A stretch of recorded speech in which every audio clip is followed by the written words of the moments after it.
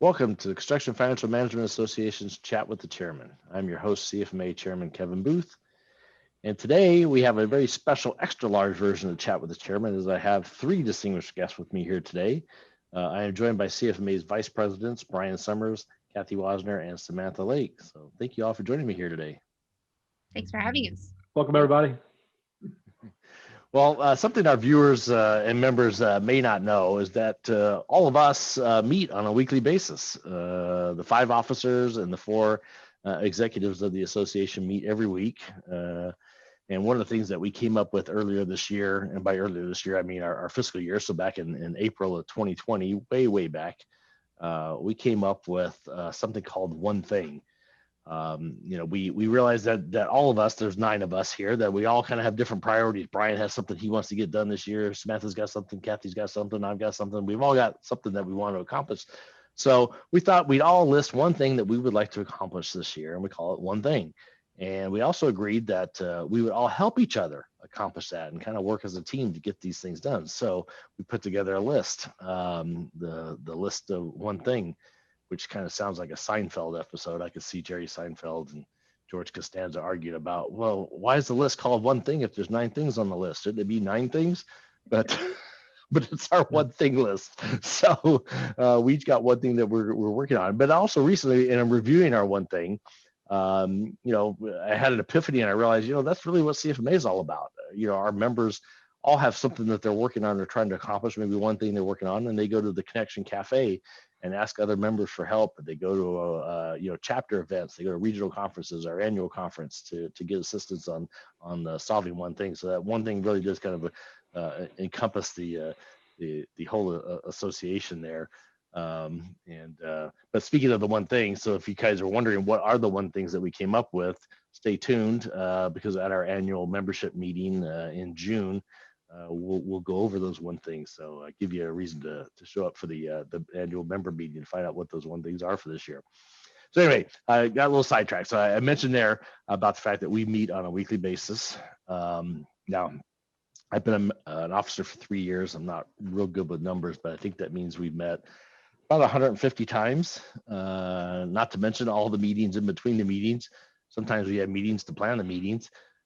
So we've had a lot of meetings, and so I've gotten to know all of you pretty well, but our members haven't. And so that's why I asked you all to join me here today. I'd love for our members to get to know you a little better. So with that being said, one of the things that I recently observed too is that while CFMA is all about the construction industry, and most of our members are in and around the construction industry, your career paths are really that of association management.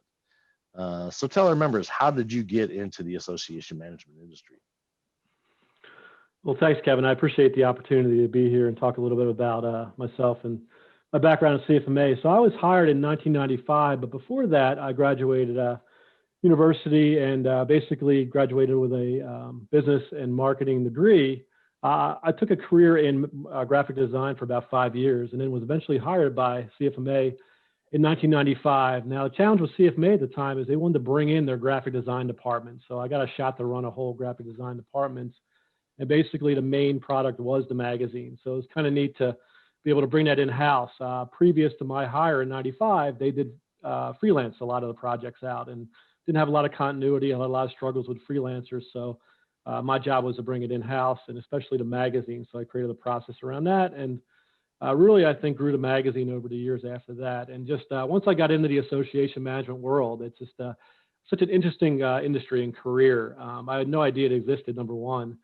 Number two, I did find out later on that 98% of the people that get into that career get into it by accident, like myself and many other of my colleagues that I mentioned. So I definitely got into the career heavily. I achieved my my degree in 2010, which is the Certified Association Management degree certification. Very, very much like CFMA's certification in the fact that it's a 4-hour exam, 200 questions. So it's very similar to that. And then kind of the rest is history from there.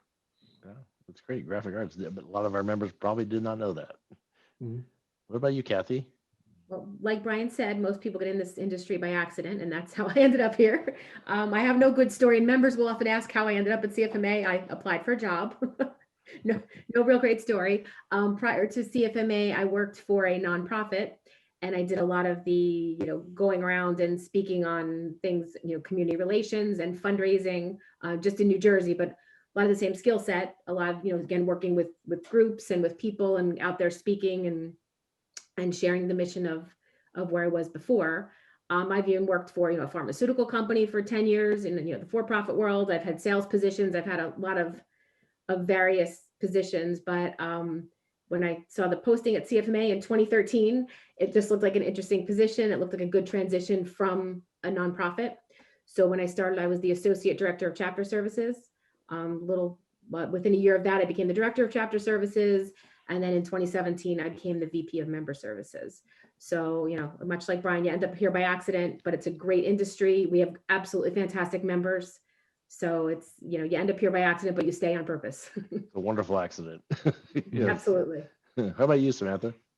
I'll keep the trend going. I ended up here by accident. I have kind of an interesting story. So a friend from grad school was working for a company called Grow Socially at the time, and she brought me into the fold to say, hey, we're going to start doing strategic marketing services for associations. Are you interested in taking on this? So I'd never done marketing. I was in training and development at the time. So I said, I don't know. She convinced me. I wrote a strategic marketing plan, and then I ended up moving to New Jersey to work for my first association called NAPL, the National Association for Printing Leadership. During that time, I had taken on another client, IPMA, which was an implant printing and mailing association. NAPL merged with another one. So then we helped with the whole merger. We created Epicom out of that. And then from there, I went to PRSA, which was the Public Relations Society of America. And this is where the story of CFMA comes into play. During my time there, I was able to meet Cathy. So Cathy, I got to know her through that connection. And I was speaking at the place where Brian got his certification. They have an annual conference, ASAE. I was speaking there, and Cathy told Brian, she said, hey, you should go check out this marketing presentation.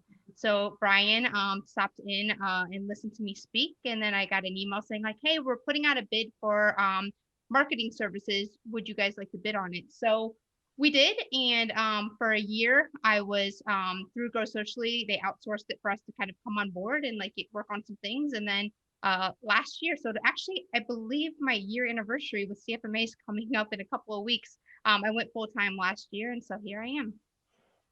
Evidence, she forgot to mention that, and she's being humble, that session that I did see, I walked in and there was no seats left. I had to sit against the wall. It was standing room only, and that content, people couldn't write fast enough what she was actually presenting. So it was very well received. That's great. That's great. It's a good thing you went to that session. Mm-hmm. Well, earlier this year, I recorded a video, 38 questions with Kevin Booth. It's kind of modeled after a Vogue magazine has a series of videos where they interview celebrities with 73 questions. Unfortunately, we can only come up with 38 interesting facts about me. But if you saw that 38 questions video, you know that it was a wide-ranging questions of different things that you may not know about me. So what about you? So for each of you, what's one interesting thing if we had an opportunity to ask that others may not know about you? Sure. Well, I'm a pretty big sports fan, a big baseball and a big football fan. So I have been to 17 Major League Baseball stadiums. I try to go to a new one each year. 2020 put a damper on that. I was supposed to go to see the Texas Rangers in August. That did not happen. So hopefully 2021, I can get somewhere new. And I've been to 10 NFL stadiums. And I've been to several World Series games back when the Phillies were in the World Series. And I've been to a few even football playoff games.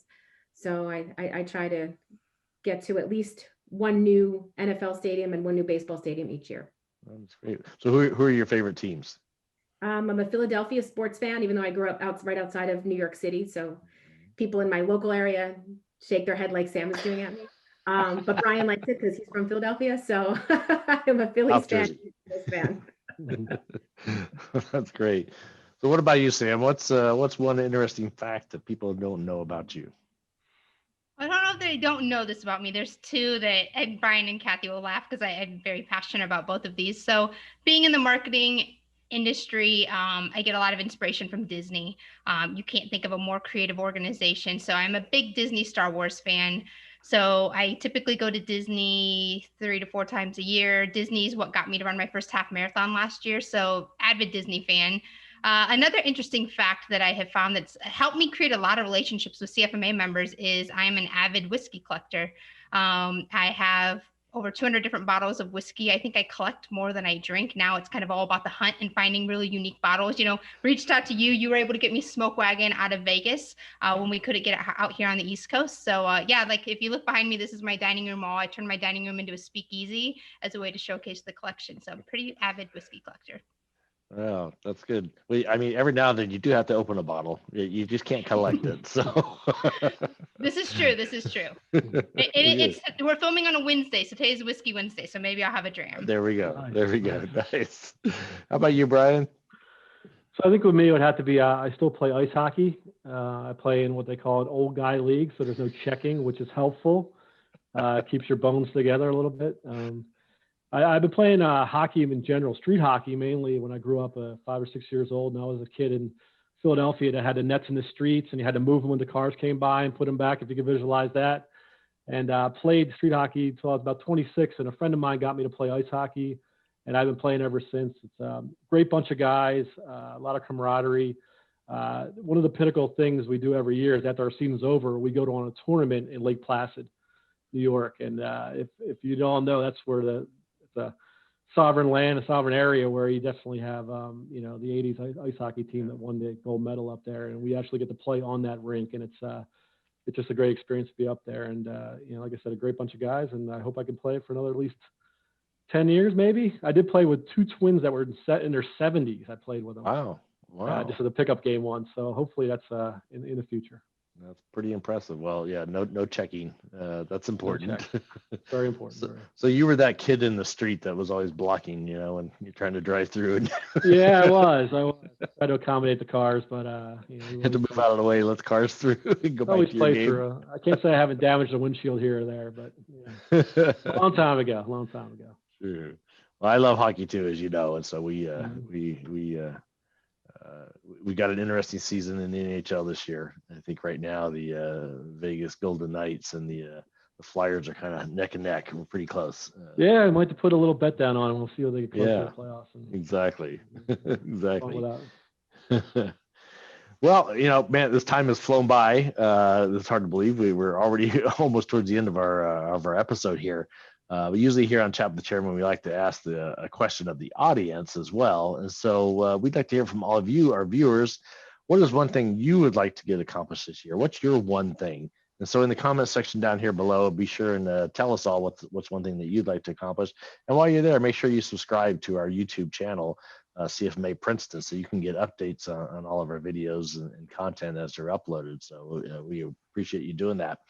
Well, Brian, Cathy, Sam, it's hard to believe it's been a quick few minutes here, but don't worry, we'll see each other at a meeting sometime later this week. But to all of you watching, you know, please be sure and tune in later this month for my final episode of Chat with the Chairman, when I'll be sitting down with the incoming chairman, Pam Hepburn, as I introduce all of you to her, as she will be carrying on Chat with the Chairman for next year. So until then, all of you, please stay safe, and we'll see you soon. Bye now. See everybody. Hi, everyone.